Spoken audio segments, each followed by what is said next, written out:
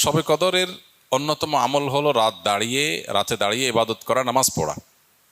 এই জন্য আমরা লাইলাতুল কদরে ইনশাআল্লাহ তৌফিক অনুযায়ী দুই রাকাত করে করে লম্বা লম্বা কেরাত, লম্বা লম্বা রুকু, লম্বা লম্বা সিজদা দিয়ে খুব মনোযোগের সাথে দীর্ঘ সময় নিয়ে আমরা নামাজ আদায় করার চেষ্টা করব। এটাই হলো লাইলাতুল কদরের নামাজ। এর কোনো রাকাত সংখ্যা নাই যে এত রাকাত পড়তে হবে, যার যতটুকু তৌফিক হয়, 2 রাকাত, 4 রাকাত, 6 রাকাত, 8 রাকাত, তারাবির পরে রাতভর আমরা সে নামাজগুলো পড়তে থাকবো ইনশাআল্লাহ। নামাজের পাশাপাশি লাইলাতুল কদরে করার জন্য স্পেশাল আমল নবী করিম সাল্লাল্লাহু আলাইহি সাল্লামের পক্ষ থেকে রেকমেন্ডেড আমল একটাই আছে, সেটা হলো মা আয়েশা রাদিয়াল্লাহু তাআলা আনহা বর্ণিত হাদিসে যে দোয়ার কথা আমরা জানি, সেটা হলো আল্লাহুম্মা ইন্নাকা আফুউন তুহিব্বুল আফওয়া ফাফু আন্নি। হে আল্লাহ, আপনি ক্ষমাশীলতাকে পছন্দ করেন, অতএব আমাদেরকে ক্ষমা করে দিন।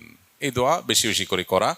এর বাইরে আমরা জিকির, আজকার, তাসবিহ, কোরআন তেলাওয়াত, দোয়া, রোনাজারি এগুলোর মাধ্যমে পুরো রাত অতিবাহিত করার চেষ্টা করবো ইনশাআল্লাহ।